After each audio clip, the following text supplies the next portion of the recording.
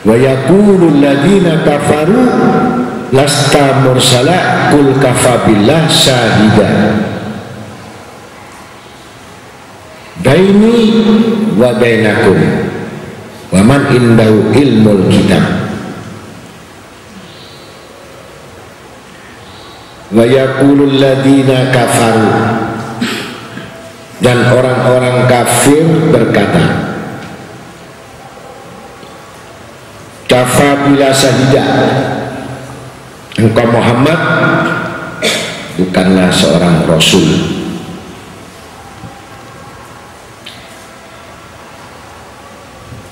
Kafaru lasta mursala.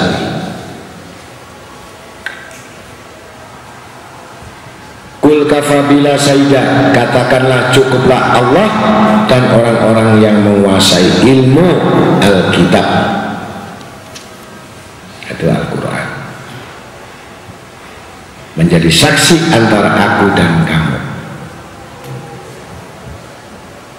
Jadi orang-orang yang berpegang pada kitab Allah dan sunnah, tentu Allah Ta'ala menghibur hatinya, menghibur kehidupannya. Wa kafa billah, cukuplah Allah. Wa kafa billah ini artinya sudah cukup Allah saja, bersandar sama Allah. Dan orang-orang yang menguasai, artinya menguasai berarti mengetahui aspek semua dalam kehidupan yang tertera di dalam kitab dan sunnah. Jadi kalau orang mau selamat itu berpegang, berpegang pada kitab,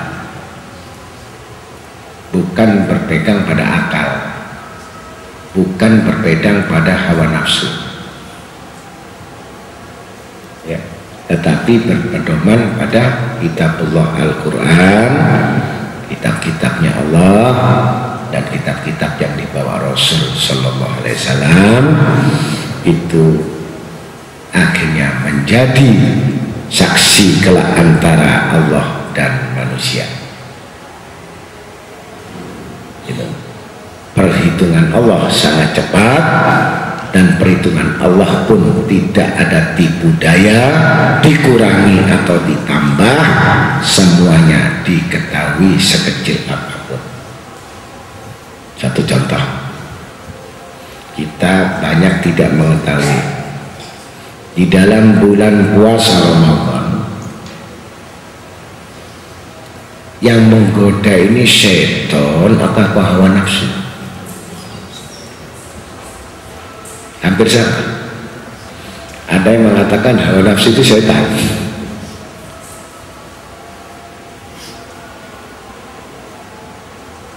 Ayo kita tanya, kalau di dalam bulan puasa syaitan iblis ini dibelenggu sama Allah Ta'ala, tapi hawa nafsu tidak dibelenggu.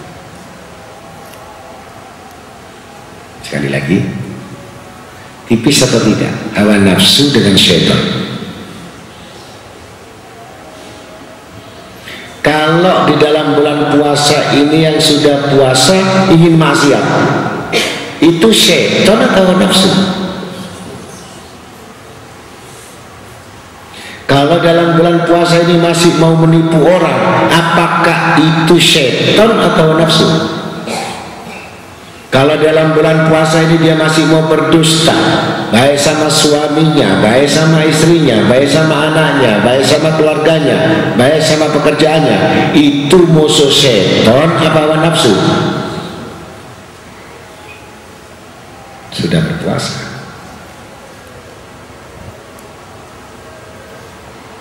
Kalau di dalam bulan puasa ini malas untuk ibadah, malas untuk sholat, malas untuk zikir, malas untuk menuntut ilmu, malas untuk menambahkan amal soleh, itu nafsu atau setan?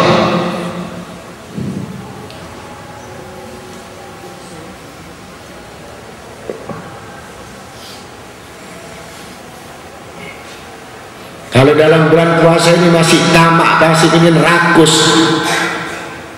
ya, masih ingin mendolimi orang, masih ingin menjelekkan dan memburukan orang, itu hawa nafsu atau setan?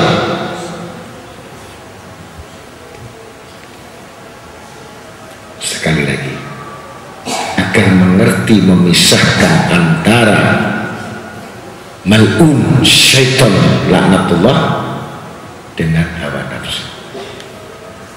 Kalau di dalam bulan puasa saja sudah terkalahkan oleh hawa nafsu, kita bisa bayangkan kalau sudah hari raya tanpa puasa.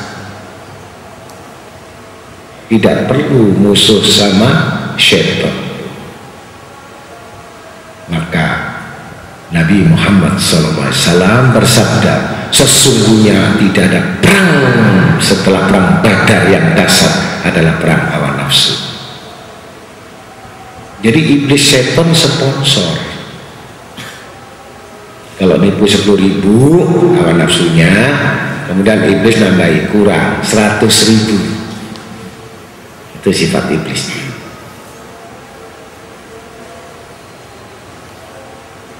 Kalau dalam bulan puasa hawa nafsunya, maksiatlah kamu, dia ada maksiat, tidak ada iblis.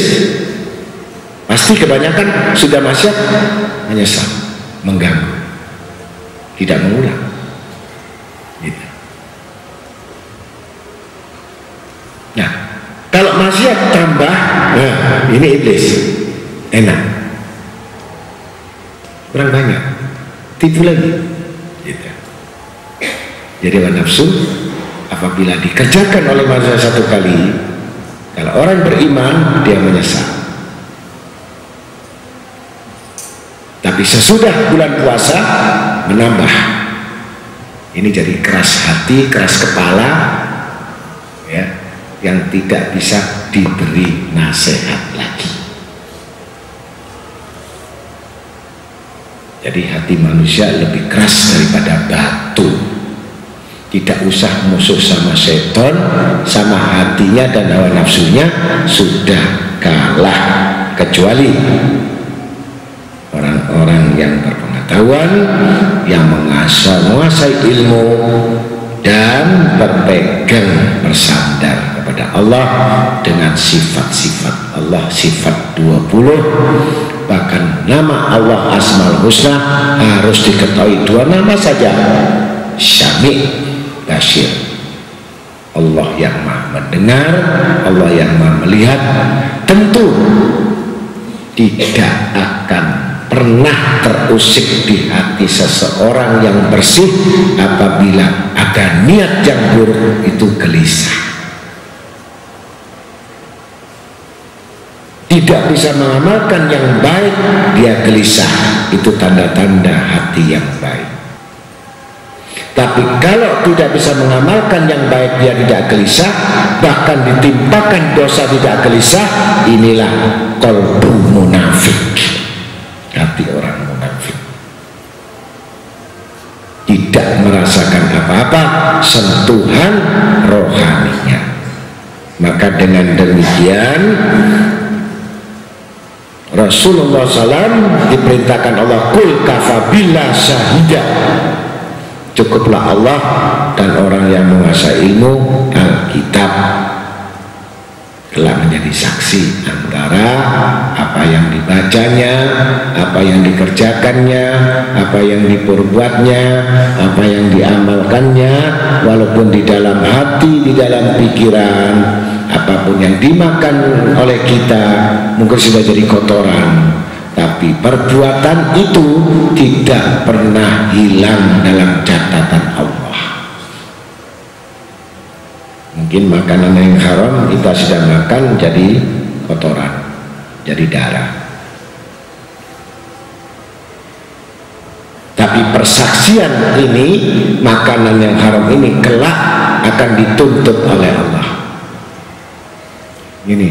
Jadi orang-orang yang selamat, orang-orang yang beriman selalu berhati-hati dalam bentuk segala niat, segala amal dan perbuatan, bahkan sampai pandangan mata, pendengaran, ucapan. Mintalah petunjuk kepada Allah. Ya. Sehingga kita betul-betul mengetahui petunjuk itu tidaklah seorang Rasul yang diturunkan oleh Allah, apa yang diucapkan, apa yang dikerjakan, apa yang diperbuatkan, ada unsur hawa nafsunya. Jadi Rasul SAW bersih, bebas dari hawa nafsu. Kalau orang yang sudah bisa membebaskan dari segala keinginan-keinginan kemanusiaan, berarti menguatkan keinginan kepada ketuhanannya, niscaya Allah berikan satu pengetahuan di dalam hatinya. Tetapi apabila manusia itu cenderung kepada kemanusiaan dan keduniawian, maka Allah tambahkan sifat kehewanan binatang buas padanya.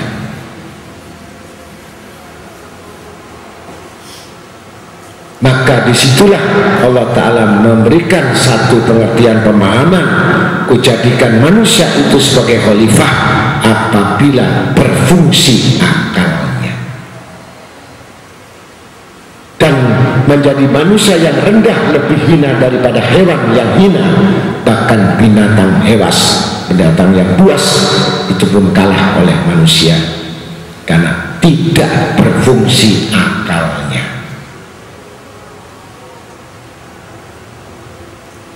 Maka meletakkan kekuatan-kekuatan itu,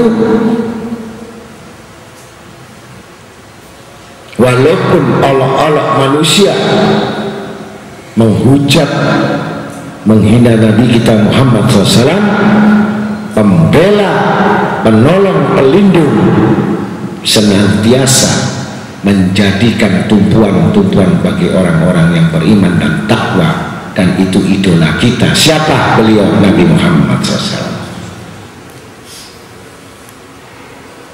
Langsung jawaban Allah saat dihardik, dihina oleh orang kafir.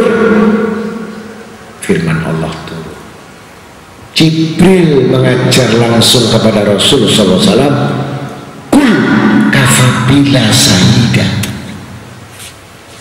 katakan Muhammad, cukup bagi Allah.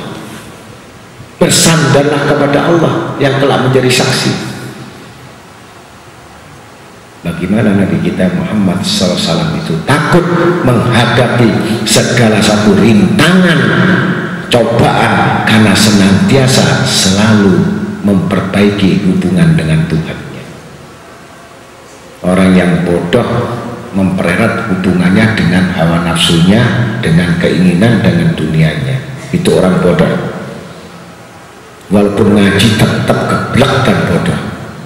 Orang yang cerdik selalu memperbaiki hubungan dengan Tuhannya sampai mendapatkan sinyal dari Allah.